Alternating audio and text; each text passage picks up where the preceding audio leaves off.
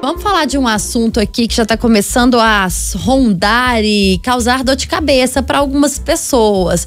Estamos falando de 2026. Parece distante para a gente, mas a classe política já tem discutido aí quem sai, quem fica ou quem deve ir. Principalmente o ex-presidente Jair Bolsonaro, agora inelegível, e que precisa ter aí alguma figura específica para poder comandar a direita. Em uma conversa comigo na sexta-feira, aqui em Belo Horizonte, o ex-presidente esteve aqui pro velório, né, do ex-ministro Parinelli, e ele falava foi questionado aí sobre a eleição de 2026 e sobre o nome sobre o possível nome do governador Romeu Zema, que tem se colocado e tem os seus aliados o colocando como o nome a candidato para a presidência daqui a 4 anos ainda, daqui a 3 anos, né? Estamos em 2023. Ô Ricardo, mas o ex-presidente não gostou muito não, até ironizou comigo, que ele falou, olha, Thalita, é um bom nome para 2030, 2034, quem sabe 2038. Fez uma brincadeirinha ali em forma de ironia, mas não foi o Romeu Zema que apoiou o ex-presidente Jair Bolsonaro com aquele tanto de prefeito, causando inclusive uma comoção nacional, né? Muita gente falava aí que o governador era muito corajoso com aquele apoio todo. Será que não vai ter o mesmo apoio, não? Deu para perceber, Thalita, nas entrevistas do Bolsonaro, nessa fala específica, né, que ele fez a você sobre 2030, 2034, 2038, e em outros pequenos recados que ele foi dando nas várias entrevistas que ele foi dando ao longo da passagem por Belo Horizonte, também ontem, né, na entrevista que ele deu ao Pânico da Jovem Pan, que ele, assim, ele já começa a dar alguns recados de que ele não quer antecipar essa discussão agora e que ele não quer que ninguém se coloque agora porque ele não se considera ainda totalmente fora do jogo. E é óbvio que mesmo que ele saiba que ele estará inelegível em 2026, independente de qualquer coisa, quanto mais tempo demorar a surgir essa figura, mais o poder fica concentrado nas mãos dele, a imagem da direita fica concentrada nas mãos dele. Não que ele vá perder isso quando aparecer alguém, mas ele vai ter que dividir esses holofotes, e ele não quer dividir esses holofotes nesse momento. Então, na política, embora nos últimos anos a gente esteja acostumado assim, com falas mais rasgadas e mais diretas, normalmente ela se dá por recados, a gente tem que interpretar as falas dos políticos. E várias falas de Bolsonaro são na linha de que, olha, Zema precisa segurar um pouco a onda, tá? Ele tá querendo já se colocar, né? Mas calma aí, né? Tem muito jogo pela frente e tá muito cedo para ele ainda. Então, por exemplo, ele fala isso, que Zema é um bom nome para 2030, 2034, 2038. Ele fala...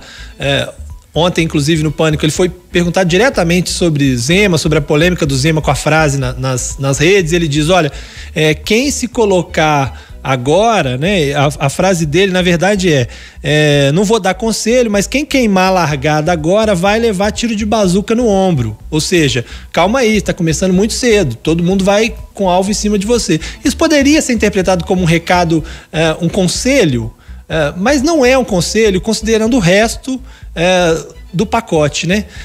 Inclusive, durante as passagens por Belo Horizonte, ele deixou claro ali, ao falar sobre determinados temas, de que Zema demorou a apoiá-lo, só apoiou no segundo turno. Ele fala, se Zema tivesse me apoiado no primeiro turno, talvez o resultado tivesse sido diferente, né? Então, assim, ele dá a entender que ele tem uma certa mágoazinha disso, que apesar dele fazer elogios ao Zema, ele tem um pouquinho de mágoa de ter demorado a chegar a esse apoio, e ao mesmo tempo ele deixa claro o tempo inteiro, olha, não existe um nome ainda, ninguém tem capacidade nacional ainda, desses que estão aí, quando referindo especificamente a Zema, a Tarcísio e a outros, e 2026 está muito longe ainda, né?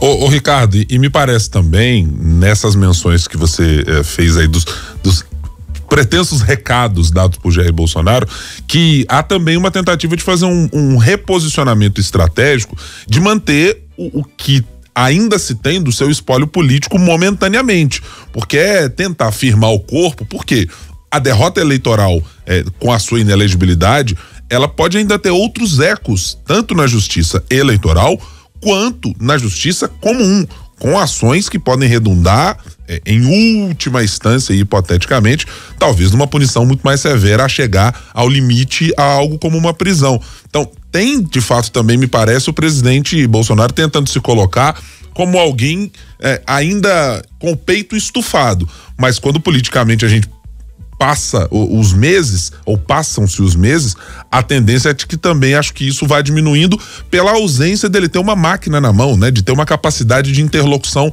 fácil com quem está sentado numa cadeira de governador, como é o caso de Tarcísio de Freitas, de Eduardo Leite, de Romeu Zema, e até se fala da senadora Tereza Cristina também, né? Não, perfeito. Eu acho que assim, o próprio fato da discussão da inelegibilidade trouxe de volta Bolsonaro um pouco mais ao cenário, né? Ele estava escondido, né? Não estava nos últimos meses pouco se viu ou se ouviu de Bolsonaro, né? Nessa semana específica, em razão da questão da inelegibilidade e das visitas que ele fez a alguns estados, ele acabou falando muito mais.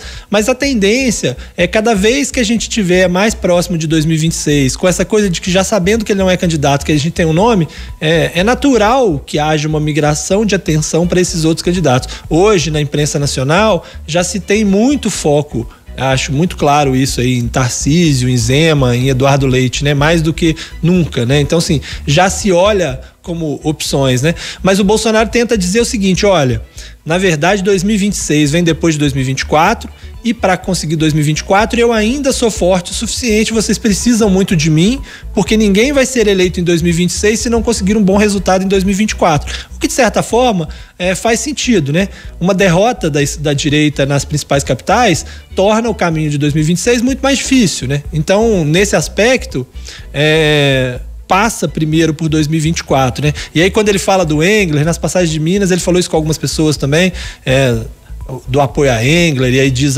né, Engler é fiel a mim e tal. Ele também dá recados tipo, olha, eu preciso contar com quem realmente tem a fidelidade a mim nesse momento, para que a gente possa mais adiante construir um projeto de direita que me inclua, que inclua o PL, que inclua todos esses outros candidatos.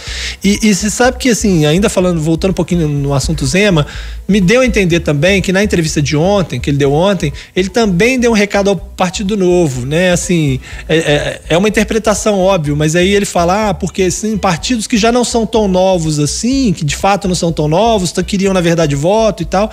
Então talvez seja também um recado tipo assim, olha, né, tá todo mundo aí dizendo que é da direita, mas na eleição o Novo teve um candidato, não me apoiou diretamente, bababá, o que também, né, faz sentido com essa estratégia do PL de tentar, PL, o PR, o PP, vários partidos que estão ali mais próximos do Bolsonaro, de buscar que Zema se filie também a esses partidos, né? Não vai ser por falta de convite que o governador Romeu Zema, em algum momento, acho que parece muito evidente que deixará o Partido Novo, inclusive pelas questões envolvidas no partido não ter atingido a cláusula de barreira necessária para continuar atuando na próxima eleição. Tô para falar com vocês, Ricardo e Guilherme, que pode ser mais rápido do que a gente imagina, eu também viu? tô nessa turma aí. Que não passa dessas 2 próximas semanas, não, por uma conversa que eu literalmente ouvi por aí. Não, e assim, isso mostra o quanto embora 2026 esteja longe, o quanto está perto também, né? Inclusive, eu faço só uma observação, porque o Bolsonaro dá esses recados, gente, não tá na hora de fazer, só mais perto, quem colocar a cabeça antes vai tomar tiro de bazuca e bababá, mas vamos lembrar que o próprio Bolsonaro começou a campanha de 2018 em 2014, no dia que Dilma foi eleita, a partir de então, na semana seguinte, ele disse, eu sou o candidato, e a partir disso ele construiu, ou seja, ele não acredita de fato que para ser presidente você tem que esperar mais para ser candidato, ele apenas quer manter um pouco as coisas sob controle até lá, né? Não me tirem desse espaço aqui que é meu antes da hora, por gentileza. Ele fala, ontem ele fala inclusive isso, que ele diz, eu não estou morto, né? Eu tô na UTI, mas não é para ficar dividindo meu espólio ainda. Foi basicamente o que ele disse. Precisa combinar com Valdemar da Costa Neto, precisa combinar com o PP de Ciro Nogueira, precisa combinar com um monte de outros atores que já estão começando a fazer, digamos, chamegos e afagos para outros nomes que o Ricardo mencionou aqui na coluna.